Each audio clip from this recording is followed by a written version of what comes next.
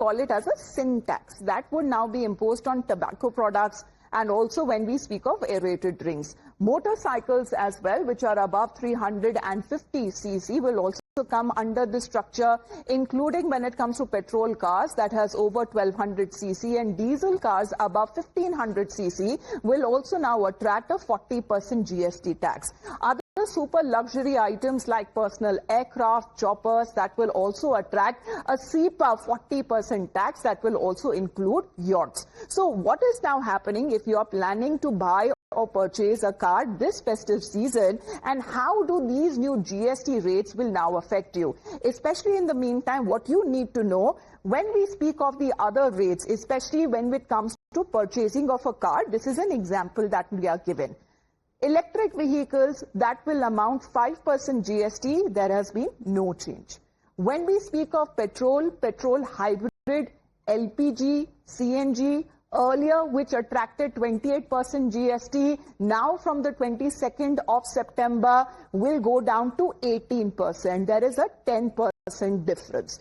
In fact, when we speak of 1200 cc or 4000 mm, let's also take a look as far as when we speak of diesel or diesel hybrid. Now, earlier it was 28%, again 10% decrease of 18%.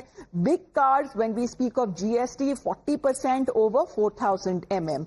But we also tell you about what happens when you're planning to travel by air. India has already overtaken Japan when we speak to become the 5th largest aviation market in the world. So will now flight travel also hurt your pockets? Let's find out. When we speak of GST 2.0 and air travel, economy class travelers, 5% GST, there is no change in the tax slab. When we speak of business and first class travelers, earlier it attracted 12% GST, now it would be 18%. Chartered flights for pilgrimage, 5% GST, there is no change here. But private jets, earlier 28% cess, now plus cess, now we speak of 40%, which now comes under the category of sin tax or the luxury tax. However, these are the certain differences that has now been made clear by the government, especially when it comes to simplifying the tax slabs and also giving the people there a chance when it comes to ease of living and furthering when it comes to ease of doing businesses amongst the middle class category. Let's get in a word from an economist. Good morning to you, Sharad Kohli. He's connected with us on the phone line. Sharad, first of all, when we speak of the broader picture, because this was a vision that the Prime Minister spoke of when it comes to ease of doing business and ease of living, has the GST tax slabs now been simplified? Yes, good morning. Definitely, I think this will bring a lot of relief on three fronts.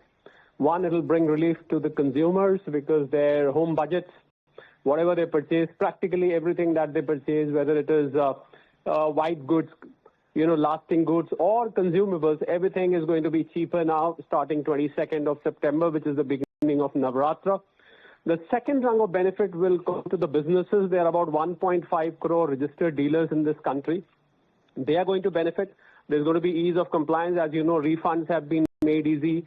Registrations have been made simpler and easy. Automatic registration in 3 days. Inverted duty structures has been reversed on yarn and fertilizers.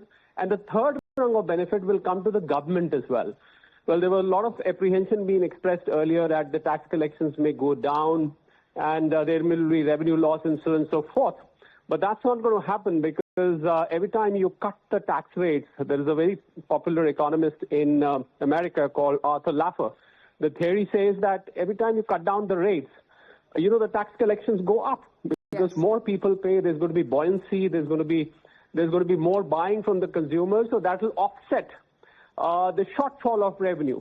So all three fronts, I think, are going to be benefited. And I think people can look forward to a bonanza. My calculation back of the envelope says that somebody having income of 1 lakh rupees a month, spending about, let's say, 40,000 on the grocery bill. I'm just taking groceries, although you could be buying a television, you could be buying an air conditioner, a refrigerator, and so and so. But if your grocery bill is, say, for example, 40,000 rupees, you will end up saving at least 4,000 rupees a month. So you can use that money for savings, or you can use that money for buying more for that matter. All right. Well, we will also speak of the revenue shortfall as well, because that has been a concern that has been raised by several state governments. But appreciate you, Sharad Kohli, for joining us here on the broadcast. But to simplify exactly what has been the vision of the government so far, when implemented, that will happen on the 22nd of September.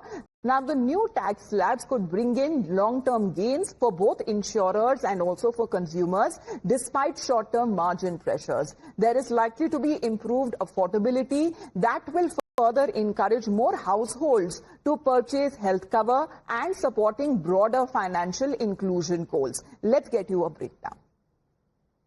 Finally, the GST Council has approved a two-rated structure under GST 5% and 18%. In fact, a proposal of scrapping 12% and 28% slab has also been cleared by the GST Council.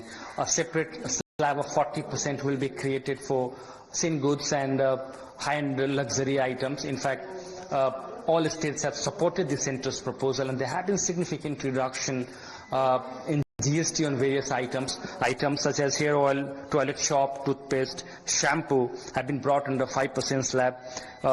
UST milk, paneer, Indian breads will have been placed under nil category. Bhujia, pasta, sauce, chocolate, butter will attract 5% GST. All TVs will now tax at 18% GST. Tractor, harvesting machines will attract 5% GST. Small cars to come under 18% from existing 28%. Items such as handicraft, marble, leather goods will attract 5% GST. Cement has been brought under 18% from existing 28%. Uniform rate of 18% will be levied on all auto parts. Three-wheeler has been placed under 18% category from 28%. GST on buses, trucks and ambulance to attract 18%. Very significant development coming in. Along with that, the GST Council has also decided to address the inverted duty structure in the fertilizer sector. All inputs under fertilizer sector will come under 5% category. Mid-size car, large cars will attract 40%. Bike exceeding 350cc has been placed under 40% category.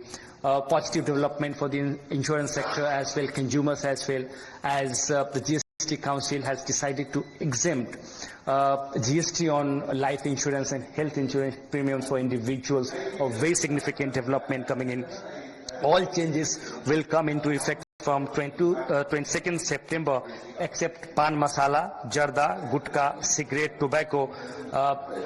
Compensation cess on these products will continue until loans are repaid. A very significant development coming in. In fact, the finance minister has reiterated that the rate reduction and rate rationalization on these items will have a very positive impact on GDP.